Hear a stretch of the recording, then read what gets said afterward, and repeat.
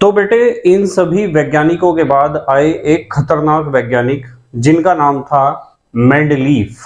कुछ लोग इन्हें मेंडलीव भी कहते हैं, तो आप मेंडलीफ कहो या मेंडलीव कहो, एक ही बात है। इन्होंने कुछ अलग ही बात बताई। इन्होंने कहा कि आपके पास कोई भी तत्व है और उसके सभी गुणों के बारे में आपको पता लगाना है कि उसमें कौन कौन से गुण पाए जाते हैं या उसमें क्या क्या खासियत हैं। तो किसी भी तत्व के सभी गुणों का पता लगाने के लिए एक विशेष लक्षण की आवश्यकता होती है, जिसे हम कह सकते हैं मूल लक्षण। ठीक है, तो इन्होंने कहा कि तत्वों का मूल लक्षण होता है परमाणु भार। ध्यान से सुनो, बिल्कुल ध्यान से, क्योंकि उस समय सभी वैज्ञानिकों का ध्यान केंद्रित था परमाणु भार की ओर। अब आपके दिमाग में सवाल खड़ा होता है कि सर परमाणु भार होता क्या है। परमाणु भार को आप द्रव्यमान संख्या भी कह सकते हो, और यदि मैं मोटे तौर पर परमाणु भार या द्रव्यमान संख्या को आपको समझाऊंगा तो इसका मतलब होता है कि कोई भी परमाणु है और परमाणु का नाभिक है। नाभिक के अंदर क्या पाए जाते हैं? प्रोटॉन और न्यूट्रॉन। तो किसी भी परमाणु के नाभिक में उपस्थित प्रोटॉनों की संख्या और न्यूट्रॉनों की संख्या के योग को हम कहते हैं उस परमाणु का या उस तत्व का परमाणु भार। वो दौर ऐसा था कि सभी वैज्ञानिकों का ध्यान था परमाणु भार की ओर, और उन्हीं वैज्ञानिकों में से एक महान वैज्ञानिक थे मेंडलीफ। मेंडलीफ ने क्या कहा? मेंडलीफ ने कहा कि तत्वों का मूल लक्षण परमाणु भार होता है। यदि आप किसी तत्व को भली भांति जानना चाहते हो, उसे समझना चाहते हो कि उस तत्व में क्या क्या खासियत हैं, तो आपको परमाणु भार उसका पता होना चाहिए। और यदि आपको उसका परमाणु भार पता है तो आप उस तत्व के सभी गुणों को सीख जाओगे, उसका आसानी से अध्ययन कर लोगे। इसलिए मेंडलीफ का मानना था कि तत्वों का जो मूल लक्षण होता है वो परमाणु भार होता है। जैसे बच्चे, यदि हम देखते हैं किसी बच्चे को, तो उस बच्चे का मेंटल लेवल कैसे पता चलेगा? हमें पता चलेगा उसकी कक्षा से कि वो कौन सी क्लास में है। यदि वो बच्चा क्लास 10th का है तो हमें पता चल जाएगा कि इसका मेंटल लेवल कितना होगा, इससे किस तरह के क्वेश्चन पूछे जा सकते हैं।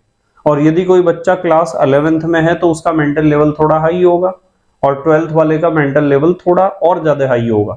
तो किसी भी बच्चे के मानसिक स्तर की पूर्ण रूप से जानकारी प्राप्त करने के लिए आप सबसे पहले जिस बात को चेक करते हो वो होती है बच्चा कौन सी क्लास में है। यदि आप कहीं भी किसी फंक्शन में गए, आपके रिलेशन में कोई फंक्शन है और उस फंक्शन में आप चले गए, वहां पे आपको बच्चे दिखाई दिए, तो आप उस बच्चे को देखना चाह रहे कि वो कितना इंटेलिजेंट है, तो आप सबसे पहला क्वेश्चन उससे क्या पूछोगे? आप सबसे पहला क्वेश्चन उस बच्चे से पूछोगे कि बेटा आप कौन सी क्लास में हो। तो जो आप क्लास पूछ रहे हो ना, इस पूछने का कारण यही है कि आप उसका लेवल चेक करना चाहते हो, क्या लेवल है। जब वो बताएगा कि मैं क्लास 10th में हूं तो आप उससे 10th लेवल के क्वेश्चन पूछोगे। और यदि आप बताओगे कि उसने बताया कि मैं क्लास 11th में हूं तो आप 11th लेवल के क्वेश्चन पूछोगे।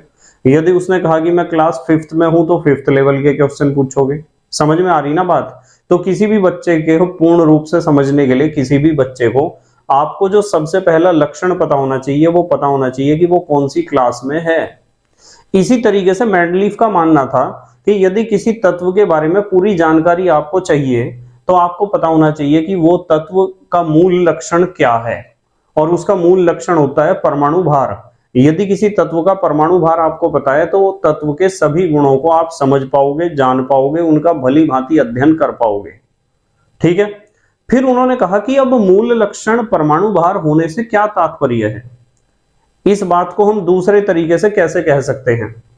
मेंडलीफ ने कहा कि या तो इस बात को ऐसे कहो कि तत्वों का मूल लक्षण परमाणु भार होता है, और या फिर आप उस बात को ऐसे कहो कि जब आप तत्वों को परमाणु भारों के बढ़ते हुए क्रम में रखते हो तो एक निश्चित अंतर के बाद समान गुणों वाले तत्व प्राप्त होते हैं।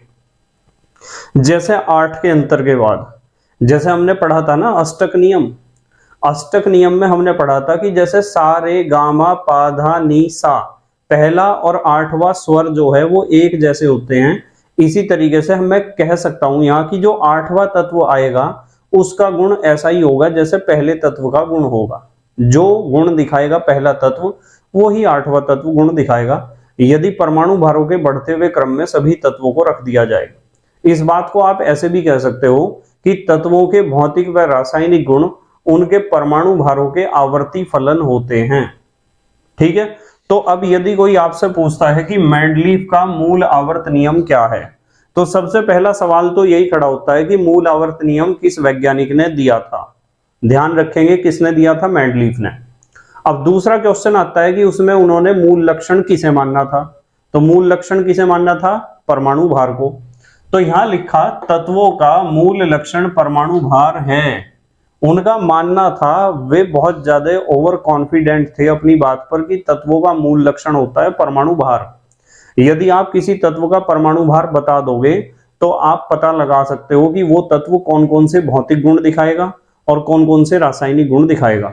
तो इसलिए उन्होंने कहा था कि तत्वों का मूल लक्षण परमाणु भार है, अथवा तत्वों के भौतिक व रासायनिक गुण उनके परमाणु भारों के आवर्ती फलन होते हैं। इसका मतलब क्या है, यह भाषा थोड़ी सी कठिन है कि आवर्ती फलन होते हैं। इसका क्या मतलब है, इसका मतलब है अर्थात जब तत्वों को उनके परमाणु भारों के बढ़ते क्रम में रखा जाता है तो एक निश्चित अंतर के बाद समान गुणों वाले तत्व प्राप्त होते हैं।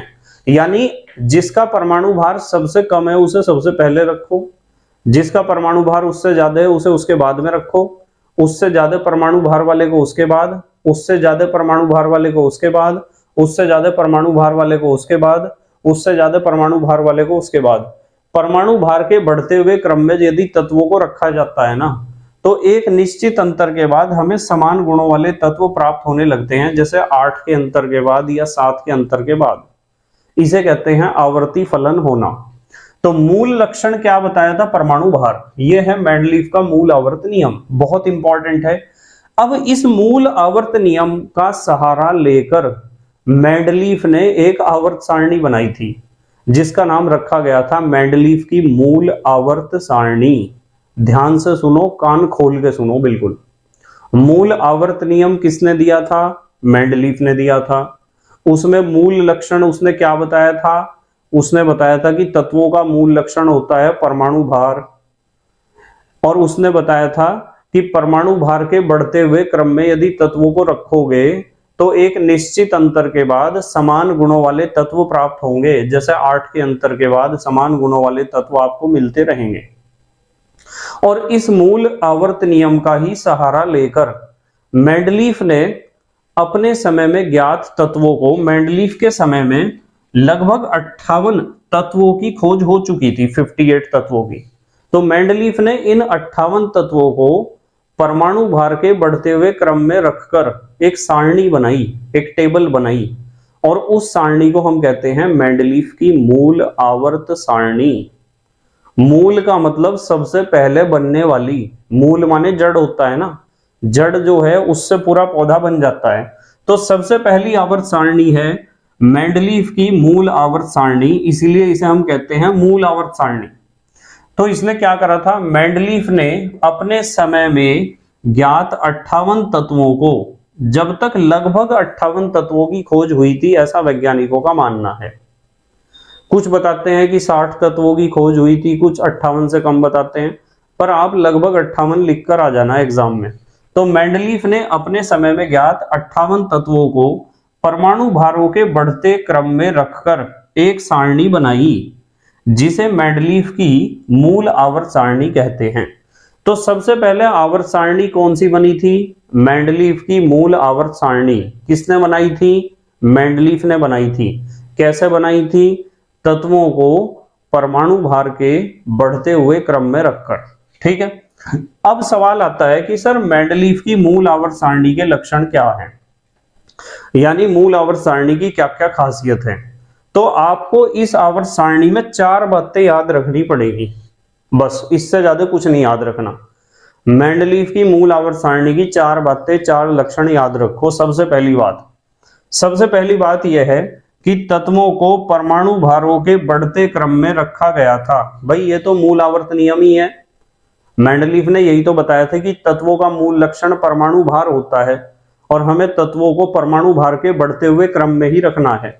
तो सबसे पहला काम हमें यह करना है कि इसका पहला लक्षण है कि इस आवर्त सारणी में यानी मूल आवर्त सारणी में तत्वों को परमाणु भारों के बढ़ते क्रम में रखा गया था।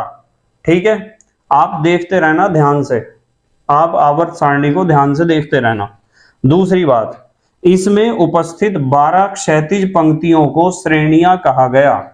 क्षैतिज पंक्तियां ऐसी होती हैं, ऐसी, ये पहली पंक्ति, फिर दूसरी पंक्ति, फिर तीसरी पंक्ति, फिर चौथी पंक्ति, फिर पांचवी पंक्ति।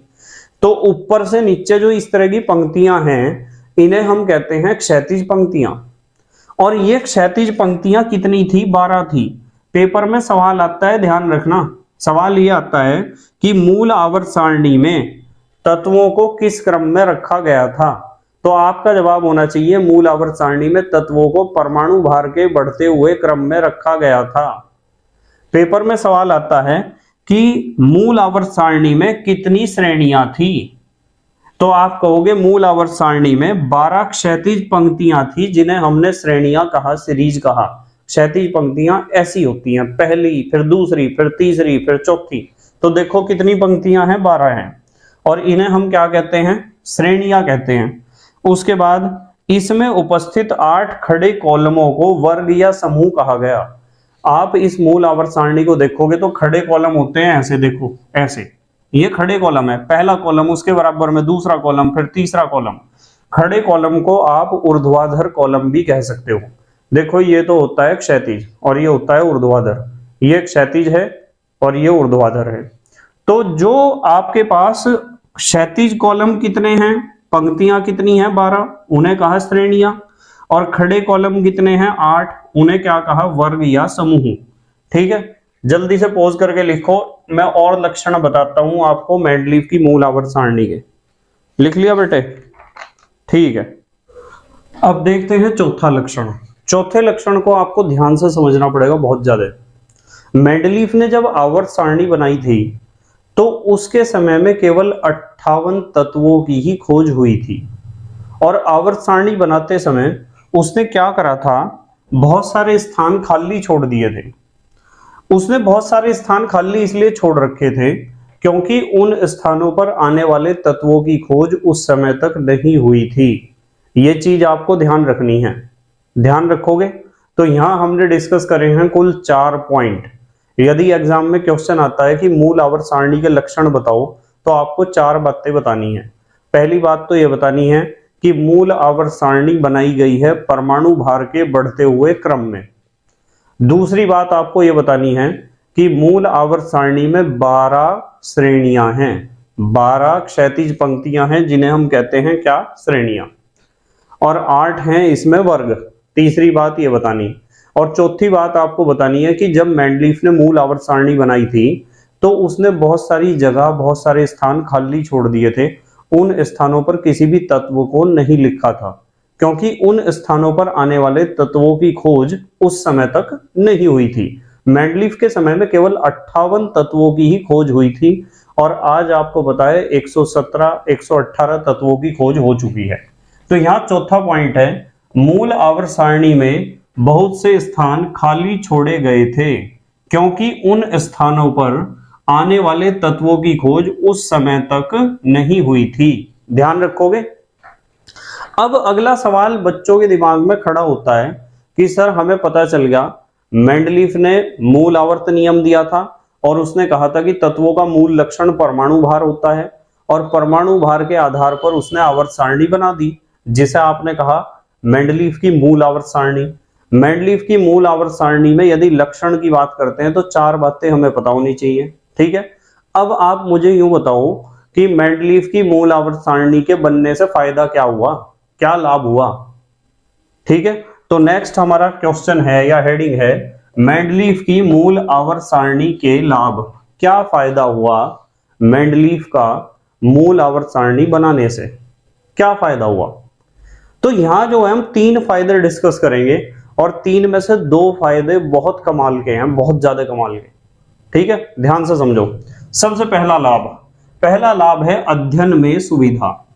मान लो मेंडलीफ के समय में 58 तत्व थे, तो 58 तत्वों को यदि बारी बारी से आप उनका अध्ययन करोगे तो आप उनके अध्ययन में बहुत समय गंवा दोगे और बहुत टाइम लगेगा और बहुत टिपिकल भी होगा, जटिल भी बहुत हो जाएगा, मुश्किल हो जाएगा, ये काम बहुत ज्यादा है यदि 58 तत्वों को एक एक करके आप स्टडी करोगे।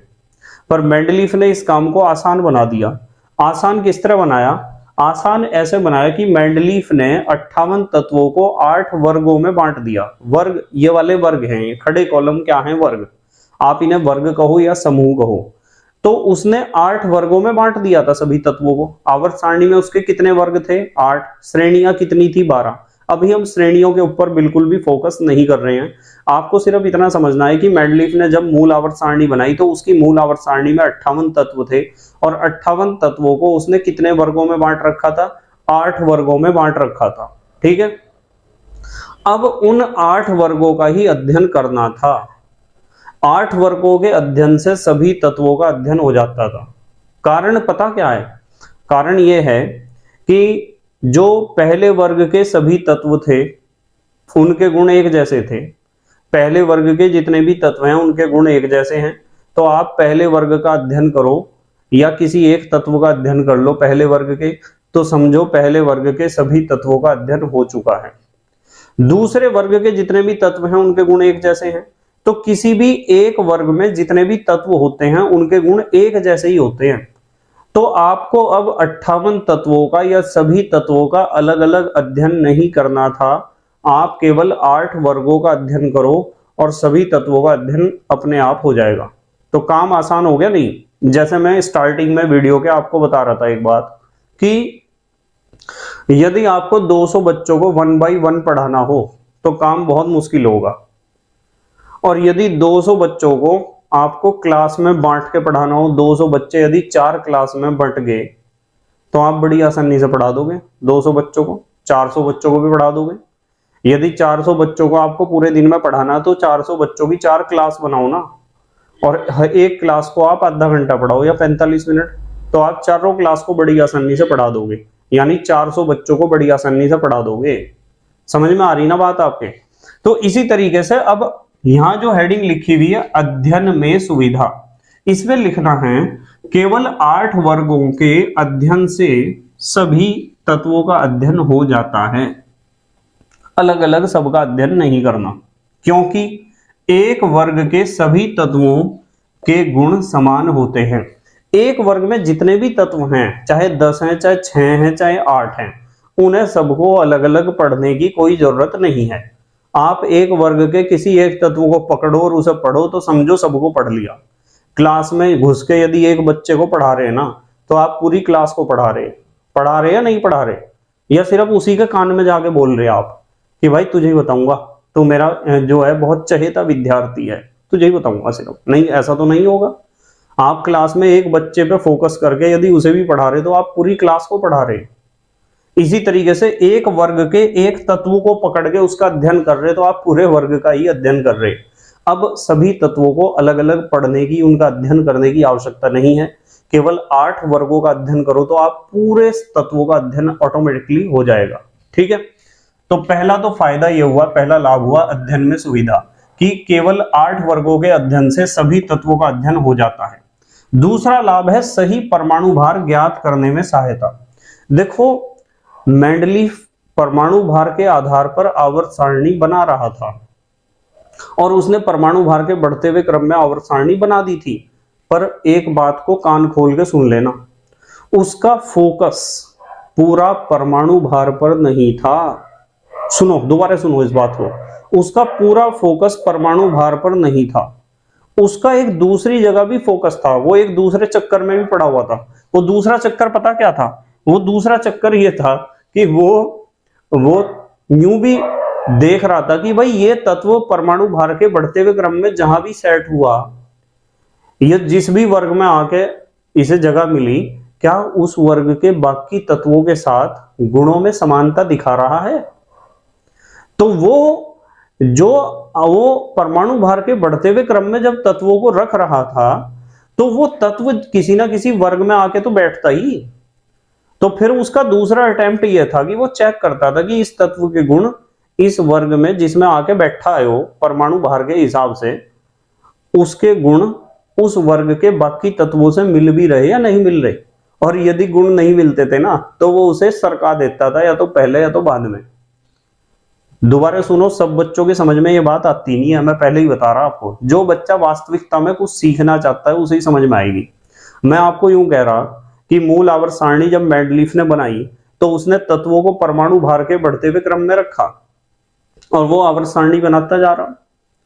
पर उसने जब परमाणु भार के बढ़ते हुए क्रम में किसी भी तत्व को रख रहा तो हर एक तत्व किसी ना किसी वर्ग में तो आगे बैठ ही रहा होगा। तो फिर दूसरे अटेम्प्ट में वो चेक करता था कि वो तत्व जो किसी भी वर्ग में आके बैठा है, जैसे मान लो कोई तत्व चौथे वर्ग में आके बैठ गया, तो उस तत्व के चौथे वर्ग वाले बाकी तत्वों से गुणों में समानता मिल रही या नहीं मिल रही, या उस तत्व के गुण चौथे वर्ग के बाकी सभी तत्वों जैसे हैं या नहीं है।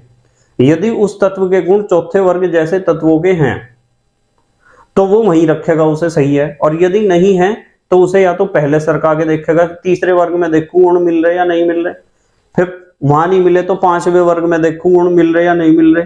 तो वो परमाणु भार पर तो उसका फोकस था, पर परमाणु भार के अलावा वो एक चक्कर में और पड़ा हुआ था, और वो दूसरा चक्कर है वर्ग में उपस्थित सभी तत्वों के गुण एक जैसे होने चाहिए।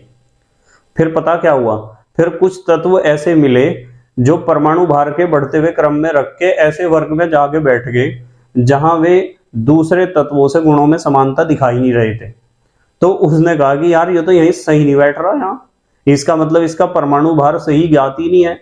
वो जिस वर्ग में सही बैठ रहा था, जहां वो गुणों में समानता दिखा रहा था, उसके हिसाब से उसका परमाणु भार बदला गया फिर।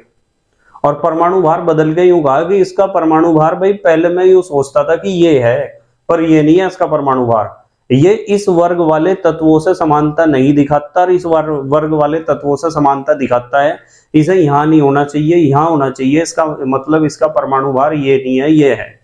तो इस तरीके से परमाणु भार में संशोधन हुए किसी तत्व की वर्ग में स्थिति के आधार पर, कहां वो सेट बैठ रहा कहां नहीं बैठ रहा। मतलब वो जो है परमाणु भार के चक्कर में तो था ही, पर परमाणु भार के साथ साथ वो गुणों को मिलाने के चक्कर में भी था, और गुणों को मिलाने के चक्कर में वो तत्वों के परमाणु भार बदल रहा था कुछ के। जैसे देखो यहां लिखा सही परमाणु भार ज्ञात करने में सहायता। आवर्त सारणी में स्थिति के आधार पर बहुत से तत्वों की सही परमाणु भार ज्ञात किए गए। बहुत से तत्वों के सही परमाणु भार ज्ञात किए गए किसके आधार पर? आवर्त सारणी में स्थिति के आधार पर, कि यहाँ ये सेट नहीं बैठ रहा, यहाँ सेट बैठ रहा, यहाँ जहां वो सेट बैठ रहा उसके हिसाब से इसका परमाणु भार इतना होना चाहिए। ठीक है, सही परमाणु भार ज्ञात किए गए। जैसे एक एग्जांपल लिखा है, बेरिलियम का परमाणु भार पहले उसने सोच रखा था 13.5 है, पर 13.5 पे बेरिलियम जहां जाके बैठ रहा था ना, उस वर्ग के बाकी तत्वों से गुण समानता गुणों में दिखा नहीं रहा था वो, इसलिए उनने जहां उसे रखा, जहां समानता मिली, वहां उसका परमाणु भार 9.4 बैठा। तो अब उसने यूं कहा कि बेरिलियम का परमाणु भार 13.5 नहीं अपितु 9.4 है। तो इस तरीके से बहुत सारे तत्वों के सही परमाणु भार ज्ञात करने में भी हेल्पफुल रही मूल आवर्त सारणी। तो मूल आवर्त सारणी का पहला लाभ, अध्ययन में सुविधा। अब सभी तत्वों को अलग अलग नहीं पढ़ना, केवल 8 वर्गों को पढ़ के ही आप सभी तत्वों का भली भांति अध्ययन कर लोगे।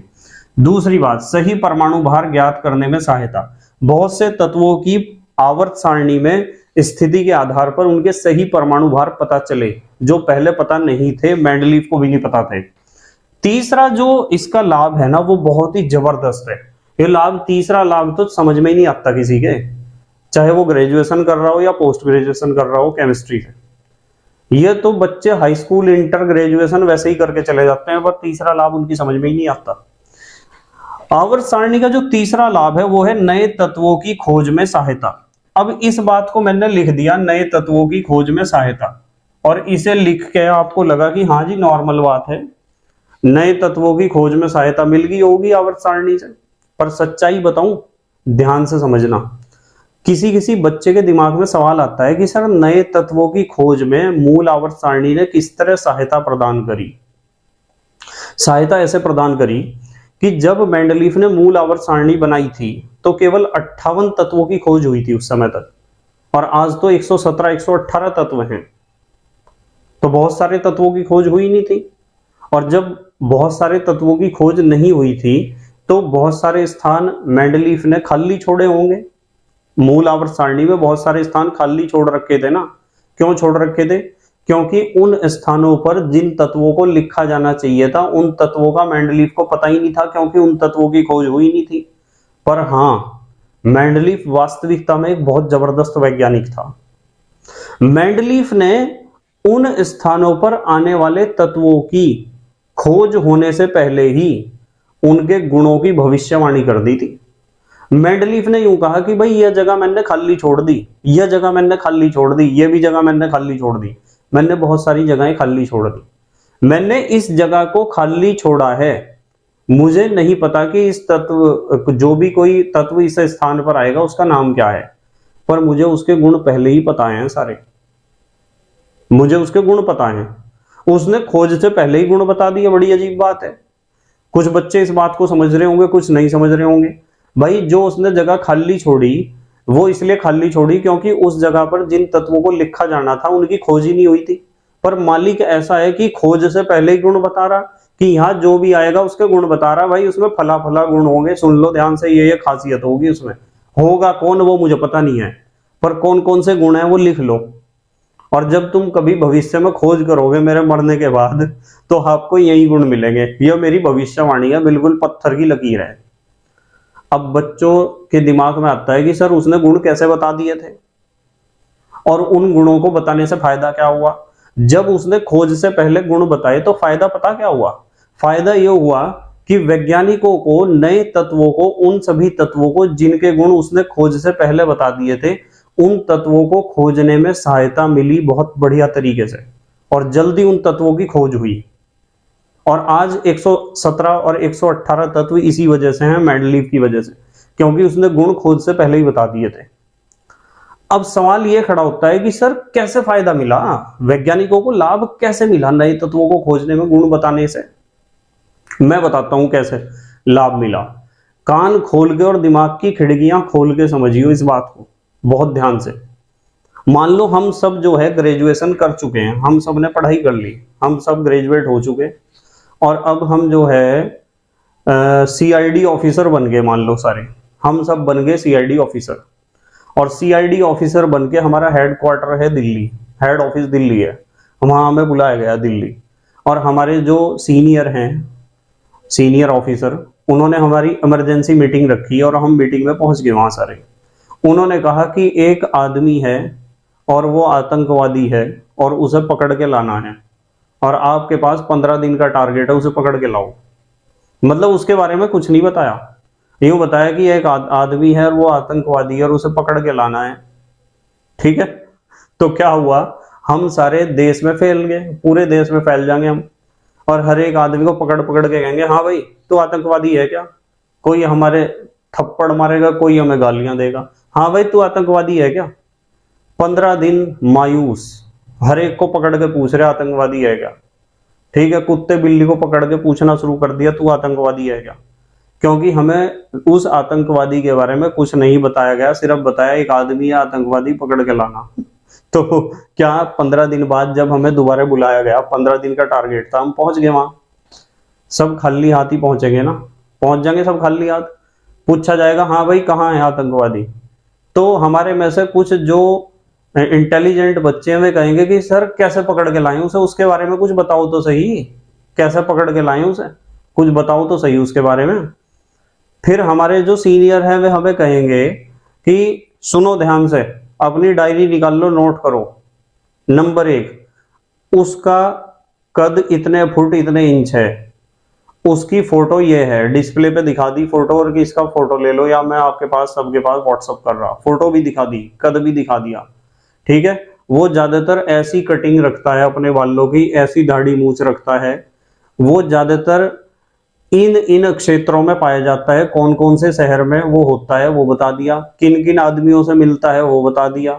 ठीक है, उसके पास अब तक कौन कौन से मोबाइल नंबर थे वे बता दिए, उसका कद इतना है, ऐसे कपड़े पहनता है, ऐसा चश्मा लगाता है, इन गाड़ियों का इस्तेमाल करता है चलने के लिए। तो ऐसे उन्होंने हमें कई सारे गुण बता दिए, हमें 50 गुण बता दिए उन्होंने उसके। जब उन्होंने 50 गुण बताए और 15 दिन का टाइम दिया, तो मुझे उम्मीद है कि सारी टीम पूरा मिलकर काम करेगी सीआईडी ऑफिसर्स की, और 15 दिन नहीं, अगले दिन ही पकड़ के ला रहे होंगे हम उसे। यूं बताओ, जब उस आतंकवादी के बारे में कोई भी गुण उसका बताया नहीं गया था, कोई भी उसकी विशेषता नहीं बताई गई थी, तो क्या हम 15 दिन में उसे पकड़ पाए थे? नहीं। पर जब हमें उसके गुण बता दिए गए, उसकी खासियत बता दी गई, तो हम उसे जल्दी से जल्दी पकड़ लेंगे। उसी आदमी को खोजना कितना मुश्किल था जब तक उसके गुण पता नहीं थे, और उसी आदमी को खोजना कितना आसान हो गया जब उसके गुण पता थे। तो बताओ, मेंडलीफ ने लाभ दिया या नहीं दिया वैज्ञानिकों को? मेंडलीफ ने खोज से पहले गुण बताए, इससे वैज्ञानिकों को फायदा हुआ या नहीं हुआ? इसलिए फायदा हुआ क्योंकि जब गुण पता चल जाते हैं ना किसी चीज के, तो उस चीज को खोजना आसान हो जाता है। ठीक है, समझ में आई बात? तो इस तरीके से आपको ध्यान रखना है। तो देखो यहां क्या लिखा हुआ है, यहां लिखा हुआ है नए तत्वों की खोज में सहायता।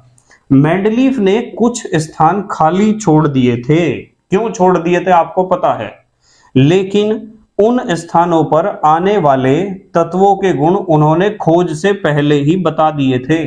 गुण बता दिए थे खोज से पहले ही वैज्ञानिकों, अतः वैज्ञानिकों को उन्हें खोजने में बहुत मदद मिली।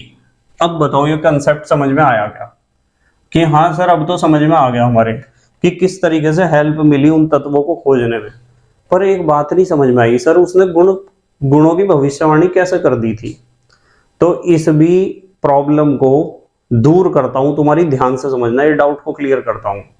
मान लो एक वर्ग है, तीसरा वर्ग, और तीसरे वर्ग में 5 तत्व उपस्थित हैं और एक तत्व की जगह खाली है, उसकी खोज नहीं हुई है। तो यूं बताओ, तीसरे वर्ग के जितने भी तत्व हैं, 5 हैं और एक है नहीं, तो तीसरे वर्ग के 6 तत्वों के गुण एक जैसे होंगे या नहीं होंगे? होंगे ना। तीसरे वर्ग में जितने भी तत्व हैं उनके गुण एक जैसे होंगे, क्योंकि अभी हमने डिस्कस किया है कि एक वर्ग के सभी तत्वों के गुण एक जैसे होते हैं, समान होते हैं। तो जो स्थान उसने खाली छोड़े थे, उन स्थानों पे जो भी तत्व आना था, वे खाली स्थान किसी ना किसी वर्ग में तो होंगे ही, और उस वर्ग में बाकी दूसरे तत्व तो ऐसे होंगे जिनकी खोज हो चुकी थी। तो एक वर्ग के सभी तत्वों के गुण एक जैसे होते हैं, तो जो खोजे गए उनके भी वही गुण हैं, और जिन्हें खोजा जाना है उनके भी वही गुण हैं। तो लगभग थोड़ा सा अंतर आता है, मिलते जुलते गुण होते हैं। इस तरीके से उसने खोज से पहले ही गुण बता दिए थे। बताओ, समझ में आई क्या बात? आई ना समझ में? जल्दी से पोज करके लिखो, आप पोज करके लिखो। लिख लिया बेटे? ठीक है। अब बच्चों के दिमाग में एक क्वेश्चन आता है कि सर, मेंडलीफ की मूल आवर्त सारणी यदि इतनी अच्छी थी, तो फिर दूसरे वैज्ञानिकों को नई नई आवर्त सारणी बनाने की क्या आवश्यकता हुई? अर्थात क्या मेंडलीफ की मूल आवर्त सारणी में कुछ कमियां थी? तो आंसर है हाँ, मेंडलीफ की मूल आवर्त सारणी में बहुत सारी कमियां थी, और उनमें से कुछ कमियों को हम डिस्कस करेंगे। और हमारा हेडिंग है मेंडलीफ की मूल आवर्त सारणी के दोष।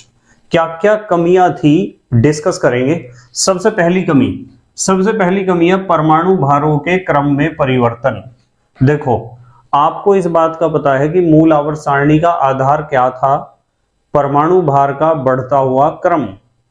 यानी मूल आवर्त सारणी तत्वों को परमाणु भार के बढ़ते हुए क्रम में रखकर बनाई गई थी। या फिर आप इस बात को कह सकते हो कि मूल आवर्त सारणी मूल आवर्त नियम के आधार पर बनाई गई थी। अर्थात इस आवर्त सारणी में तत्वों को परमाणु भार के बढ़ते हुए क्रम में रखा जाना था। पर फिर दोबारा उसी बात को रिपीट करूंगा कि मेंडलीफ केवल परमाणु भार के बढ़ते हुए क्रम के चक्कर में नहीं था, मेंडलीफ एक दूसरे चक्कर में भी था। मेंडलीफ गुणों को मिलाने के चक्कर में भी था। बताई थी ना ये बात? वो देख रहा था कि जो तत्व जिस वर्ग में आगे बैठा है उसके गुण उस वर्ग के बाकी तत्वों से मिलते हैं या नहीं। तो परमाणु भार के बढ़ते हुए क्रम में रखने के साथ साथ वो गुणों को मिलाने के चक्कर में भी था, और गुणों को मिलाने के चक्कर में उसने कई जगह अपने नियम का ही उल्लंघन कर दिया। उसने अधिक परमाणु भार वाले तत्व को तो पहले रख दिया और कम परमाणु भार वाले तत्व को बाद में रख दिया, जो मूल आवर्त नियम के खिलाफ था। क्योंकि मूल आवर्त नियम कहता था कि तत्वों को परमाणु भार के बढ़ते हुए क्रम में ही रखना है। तो एक तो कमी यह थी, जैसे देखो परमाणु भारों के क्रम में परिवर्तन, गुणों को मिलाने के चक्कर में मेंडलीफ ने कुछ स्थानों पर अधिक परमाणु भार वाले तत्व को पहले व कम परमाणु भार वाले तत्व को बाद में रखा। भाई बाद में तो उसे रखना चाहिए जिसका परमाणु भार ज्यादा है, उसे ही तो रखना चाहिए बाद में, पर गुणों को मिलाने के चक्कर में उसने ज्यादा परमाणु भार वाले को तो पहले रख दिया और कम परमाणु भार वाले को बाद में रख दिया, यानी परमाणु क्रमांक के बढ़ते क्रम में ना रख के घटते क्रम में कर दिया कुछ तत्वों को। ठीक है, तो गुणों को मिलाने के चक्कर में मेंडलीफ ने कुछ स्थानों पर अधिक परमाणु भार वाले तत्व को पहले व कम परमाणु भार वाले तत्व को बाद में रखा था, जो मूल आवर्त नियम के विरुद्ध था। भाई अपने आप तो दुनिया को उसने नियम बताया कि परमाणु भार के बढ़ते हुए क्रम में रखना, और अपने आप ही नियम का उल्लंघन उसने कर दिया। ये तो बिल्कुल ऐसा हो गया कि मैं आपको कहता रहूं कि आपको दिन रात पढ़ाई करनी चाहिए और अपने आप में पढ़ू ना बिल्कुल भी। तो एक कहावत है कि अपने आप तो कुछ भी कर रहे आप पर दूसरों को रोक रहे। हमारे टीचर हमें कह रहे कि मोबाइल नहीं चलाना चाहिए, मोबाइल नहीं चलाना चाहिए, और अपने आप पूरे दिन में मोबाइल में घुसे हुए, तो ये तो बहुत गलत बात है ना गलत बात। ठीक है, हमारे टीचर हमें कह रहे व्हाट्सएप नहीं चलाना चाहिए और अपने आप पूरे दिन व्हाट्सएप में घुसे हुए, तो गलत बात है। तो इसी तरीके से सारी दुनिया को तो इसने सिखाया कि हमें परमाणु भार के बढ़ते हुए क्रम में रखना है तत्वों को, और अपने आप ही गुणों को मिलाने के चक्कर में परमाणु भार के घटते हुए क्रम में रख दिया कहीं कहीं। देखो जैसे एग्जांपल है टेलुरियम, टीई परमाणु भार 127.6 को आई 126.9 से पहले रखा था। देखो इसका परमाणु भार 127 है, इसका 126 है, तो इसे इससे पहले रख दिया। जब इसका परमाणु भार ज्यादा है तो इसके तो बाद में रखना चाहिए, इसे बाद में रखो, इसे पहले रखो, पर इसे जहां रखा इसने वहीं गुण मिल रहे थे इसके, और जहां इसे रखा वहां इसके गुण मिल रहे थे। वो परमाणु भार के साथ साथ गुणों को मिलाने के चक्कर में भी तो था। उसके बाद बात करते हैं दूसरी कमी की। पहली कमी तो है परमाणु भारों के क्रम में परिवर्तन उसने करा है जानबूझकर गुणों को मिलाने के चक्कर में, अपने नियम का ही उल्लंघन किया है उसने गुणों को मिलाने के चक्कर में। दूसरी कमी थी अक्रिय गैसों का स्थान। भाई मूल आवर्त सारणी में अक्रिय गैसों के लिए कोई स्थान नहीं छोड़ा गया था। अब सवाल फिर एक खड़ा हुआ, जी अक्रिय गैस क्या है? अक्रिय गैस होती हैं He helium, Ne neon, Ar argon, Kr krypton, Xe xenon, Rn radon, HeNeAr Kr Xe Rn। उस समय जब मेंडलीफ ने मूल आवर्त सारणी बनाई उस समय अक्रिय गैसों की खोज नहीं हुई थी, उसके बाद हुई, तो उसे अंदाजा नहीं था कि अक्रिय गैस भी कोई चीज होगी दुनिया में। तो मूल आवर्त सारणी में केवल 8 वर्ग हैं, पर बाद में वैज्ञानिकों ने एक वर्ग और जोड़ दिया जिसे हम कहते हैं शून्य वर्ग, और वो अक्रिय गैसों के लिए ही जोड़ा गया है। तो इस बीमारी का तो इलाज लोगों ने कर दिया, अगले वैज्ञानिकों ने। अक्रिय गैसों का मूल आवर्त सारणी में कोई स्थान नहीं था।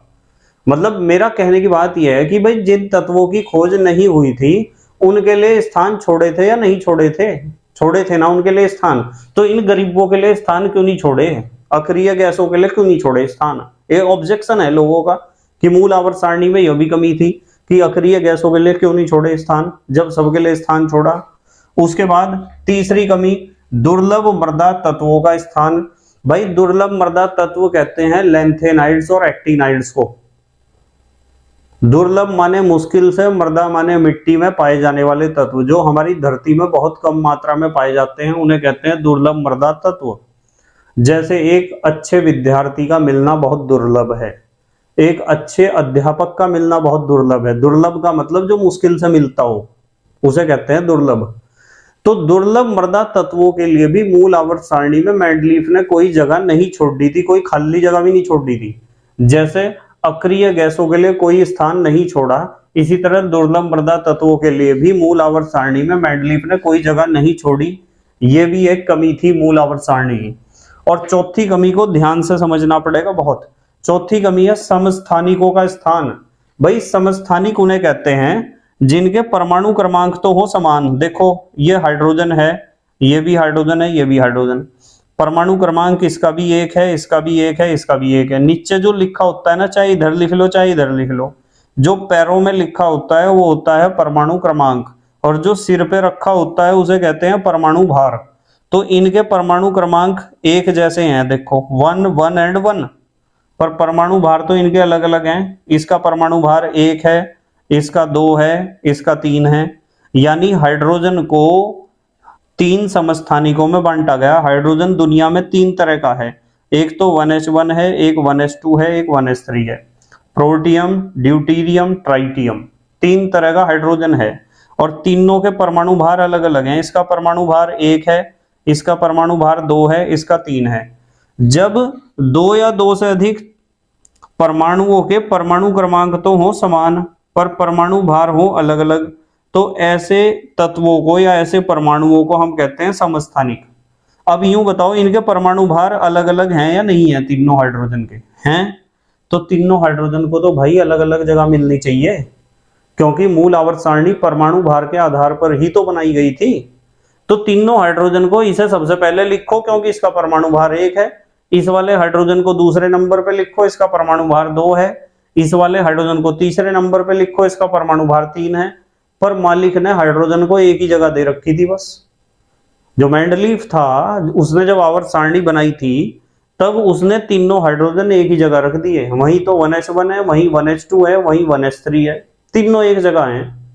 भाई तीनों एक जगह क्यों हैं? जब तीनों के परमाणु भार अलग अलग हैं और आपने आवर्त सारणी परमाणु भार के बढ़ते हुए क्रम में बना रखी, तो तीनों को अलग अलग रखो ना। तो समस्थानिकों को एक जगह रखा गया, जो मूल आवर्त नियम के विरुद्ध था। ऑक्सीजन के 3 समस्थानिक हैं, इसका परमाणु भार 16 है, इसका 17, इसका 18। इन तीनों को भी एक ही जगह लगा रखा। जब समस्थानिकों के परमाणु भार अलग अलग होते हैं तो इन्हें एक जगह क्यों रख रखा? तीनों ऑक्सीजन एक जगह क्यों है और तीनों हाइड्रोजन एक जगह क्यों है? जब आवर्त सारणी परमाणु भार के बढ़ते हुए क्रम में बनाई गई। यही बात यहां लिखी गई है, जल्दी से पोज करके लिखो। आप लिख लिया बेटे? ठीक है। 5वीं कमी थी समभारिकों का स्थान। समभारिक किसे कहते हैं? अलग अलग तत्वों के ऐसे परमाणु जिनके परमाणु भार समान हो। समभारिक, समान हो भार। देखो इसका परमाणु भार कितना है? 40। इसका परमाणु भार भी कितना है? 40, और इसका भी परमाणु भार 40 है। तो ये तीनों क्या है? समभारिक।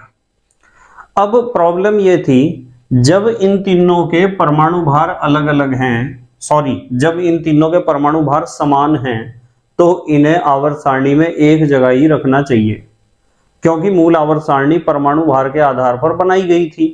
इन तीनों के भार एक जैसे हैं, तो इन तीनों को एक जगह क्यों नहीं रख रखा? तीनों को अलग अलग क्यों रख रखा?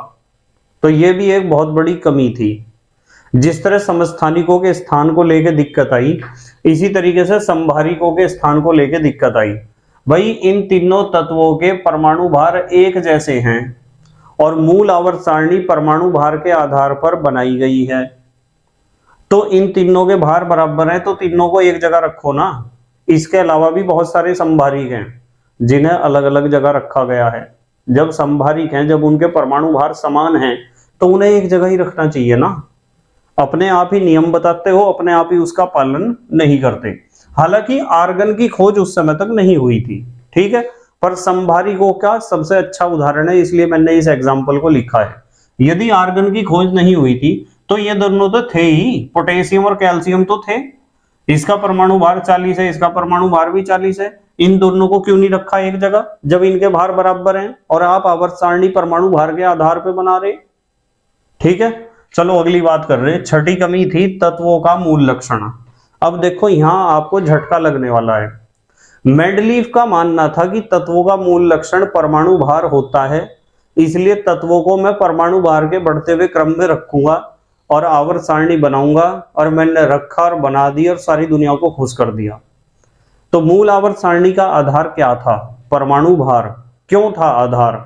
क्योंकि मूल आवर्त सारणी परमाणु भार के आधार पर इसलिए बनाई गई थी क्योंकि परमाणु भार को मूल लक्षण माना गया था किसी भी तत्व का। अब वैज्ञानिकों ने बहुत सारी खोजें करी और खोज करके एक निष्कर्ष पे पहुंचे। वैज्ञानिकों को अब पता चला कि तत्वों का मूल लक्षण परमाणु भार नहीं होता है। तत्वों का मूल लक्षण परमाणु भार नहीं होता है।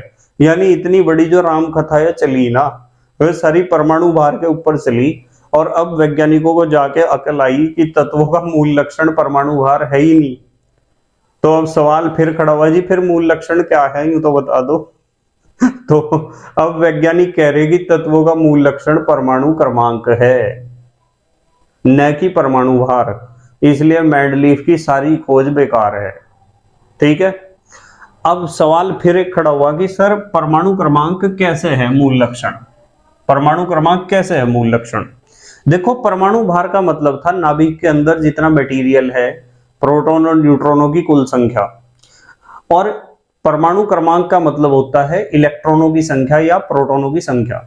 अब वैज्ञानिक यूं कह रहे कि भाई हमें यूं देखना पड़ता है कि परमाणु की बाहरी कक्षा में कितने इलेक्ट्रॉन हैं, और यदि हमें किसी परमाणु की बाहरी कक्षा में इलेक्ट्रॉनों की संख्या पता चल जाएगी तो हम बता देंगे कि उसकी संयोजकता कितनी है, और संयोजकता से हमें पता चलेगा कि वो तत्व कौन कौन से गुण दिखाएगा, कौन कौन सी केमिकल रिएक्शंस दिखाएगा, क्या वो अपनी बाहरी कक्षा के इलेक्ट्रॉनों को देगा या लेगा या साझेदारी करेगा।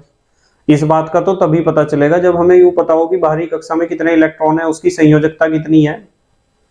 तो इसका मतलब किसी भी तत्व का मूल लक्षण परमाणु क्रमांक होता है, क्योंकि परमाणु क्रमांक से पता चलती है इलेक्ट्रॉनों की संख्या, और इलेक्ट्रॉनों की संख्या से पता चलता है कि उसकी बाहरी कक्षा में कितने इलेक्ट्रॉन होंगे, और बाहरी कक्षा में इलेक्ट्रॉनों की संख्या से पता चलता है कि वो तत्व धातु है, अधातु है, उपधातु है, क्या है वो, उसके सारे गुण इलेक्ट्रॉनों की संख्या से पता चलते हैं, और इलेक्ट्रॉनों की संख्या को ही हम कहते हैं परमाणु क्रमांक। अब वैज्ञानिकों का मानना यह है कि तत्वों का मूल लक्षण परमाणु क्रमांक है, यानी कहानी फिर जीरो से स्टार्ट होगी, हमारे मीटर की सुई फिर घूम के जीरो पे आ गई। अब एक नए वैज्ञानिक आए जिनका नाम था मोजले, और अगली उन्होंने सारी बातें बताई। पहले जल्दी से पोज करके लिखो, लिख लिया बेटे? ठीक है।